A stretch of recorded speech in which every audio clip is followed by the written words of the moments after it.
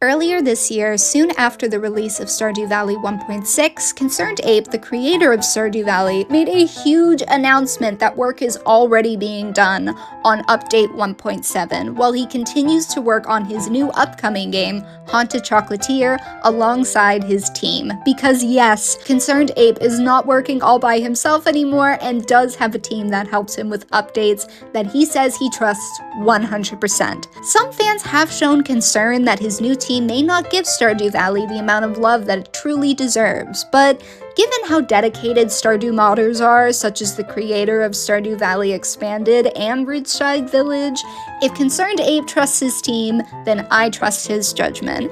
And as of yesterday, it is officially confirmed that Concerned Ape will be adding a new farm type and some new character stuff, so with all that being said, let's jump right into my personal wish list for Stardew Valley 1.7.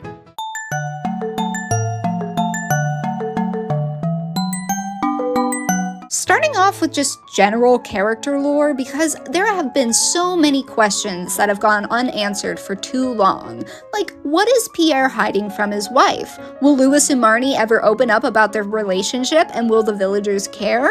Or will Marlin ever tell Marnie that he has feelings for her? I mean, there's so much lore and so many story questions us fans have been left running wild trying to figure out the answers to. Need I remind us all about the Wizard and Caroline? But also, where in the hell are Emily and Haley's parents, and will they ever come home from their endless vacation? And also, is Linus secretly the founder of Joja? Who knows? But we want answers, please. And since we're getting a new farm type, I have two ideas for what that might be. The first idea I had was a desert oasis farm that would work kind of like a beach farm where no sprinklers work on the sand, but crops grow all year round, and you can find desert forageables, and enemies will pop up at night like mummies and stuff. I also thought that a swamp farm would be super cool, where it's like, there's a water area where you can collect moss and algae as well as fishing opportunities, and due to the high moisture in the air, the soil acts kind of like retaining soil when you go to water it, but there is a higher chance of crows and frogs coming out to eat and mess with your plants. This next one is a bit controversial because I think Sandy and Clint should be added in as late game love interests. And I know what you're gonna say, but just hear me out. I feel like they were always intended to be love interests, but they fell behind, and it would be interesting to have to kind of unlock them after the community center to romance them and let Clint move on responsibly from Emily.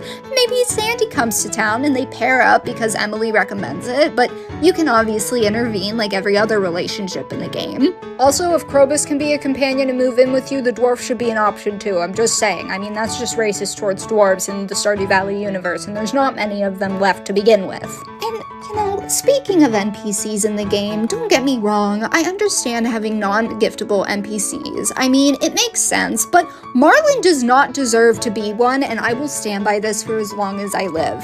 If it were up to me, I would even make him a love interest, but at least let us gift the poor man. He's protecting the entire town, but I can't give him a gift. It's blasphemy. He is a big part of the community and deserves some respect and love for the work he's done, goddammit. But one NPC that I really hope that we get to know better is the witch. And I honestly think she should open up a shop in the witch's hut late in the game, where you can get potions and curses and even special temporary powers to help you with farming. Spouses and late game dialogue also need some love. At some point in the game, everything just grows super repetitive and it starts to lose its flavor.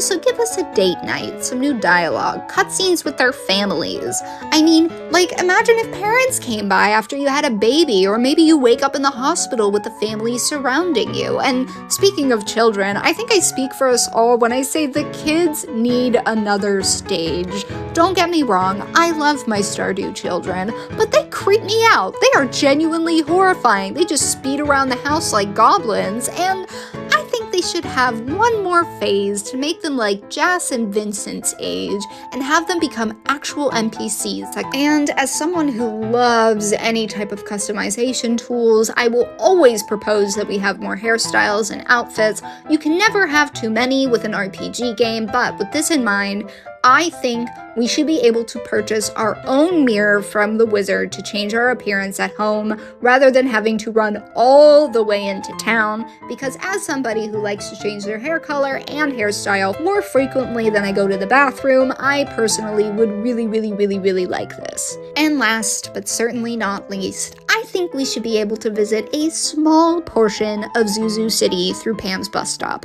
I know it would probably be a massive undertaking, especially after playing the mod inspired by it, which is just so big it's practically a game in itself.